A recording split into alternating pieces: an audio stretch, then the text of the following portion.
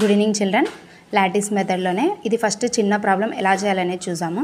First మనకి ఇక్కడ ఎంత ఉంది, 28 ఉంది. అంటే 2, 8 ఇక్కడ రాస్తాను. మనం దూరం దూరం రాసుకుంటే ఇంకా ఈజీ. ఇక్కడ 6 ఒక్కటే కాలం ఉంది కాబట్టి మనం ఫస్ట్ ఇట్లా రాసుకుందాం. నెక్స్ట్ నేను ఇలా వేస్తాను. తర్వాత ఇక్కడ హాఫ్గా డివైడ్ చేయాలి. ఇది లాటిస్ మెథడ్ చేస్తే ఇంకా ఈజీగా ఉంటుంది. అందుకనే ఈ మెథడ్ అనేది చూసాం. ఫస్ట్ 6 8 జా 48, 4 48 కాబట్టి ఇక్కడ 10s ప్లేస్, ఇక్కడ 1s ప్లేస్, అది బాగా గుర్తుపెట్టుకోండి.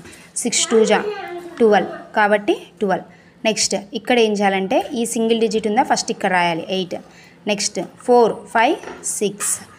నెక్స్ట్ 8 1 జా 8, 8 6 1 వచ్చేస్తుంది. ఇప్పుడు నేను మామూలుగా కూడా మల్టిప్లై చేసి చూపిస్తాను. 8 5 జా 40, 8 6 జా 48, 4 6 2 12 13 14 15 16 168. నెక్స్ట్ ఇట్లనే 3 డిజిట్స్ వస్తే ఎలా చేయాలనేది కూడా చూద్దాము.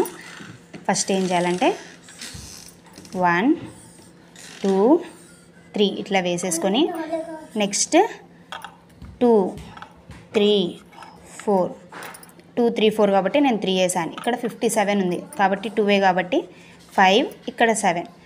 5 4 జా 20, 5 3 జా 15, 5 2 జా 10. నెక్స్ట్ సేమ్ 7 4 జా 4 5 20, 4 6 జా 20, 4 7 జా 28. నెక్స్ట్ 7 3 జా 21, 7 2 జా 14. మనం నెక్స్ట్ ఇట్లా యాడ్ చేయాలి. ఫస్ట్ ఈ రో అనేది 8. నెక్స్ట్ ఇదంతా 0 2 + 1 3.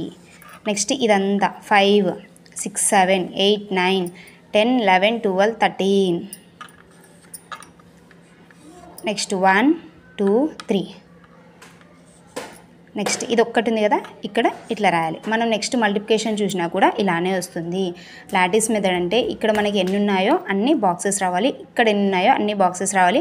నెక్స్ట్ డివైడ్ చేస్తూ ఇక్కడ 1s రాయాలి, ఇక్కడ 10s రాయాలి. కానీ మనం యాడ్ చేసేటప్పుడు ఫస్ట్ ఇది, నెక్స్ట్ సెకండ్ ఇది, నెక్స్ట్ థర్డ్ ఇది, నెక్స్ట్ ఫోర్త్ ఇది, ఇలా మనము యాడ్ చేసి నెక్స్ట్ మనము మామూలుగా కావాలంటే ఒకసారి పక్కన మల్టిప్లికేషన్ కరెక్ట్ ఉందా లేదా అనేది ఇక్కడ మల్టిప్లికేషన్ చేయాలి.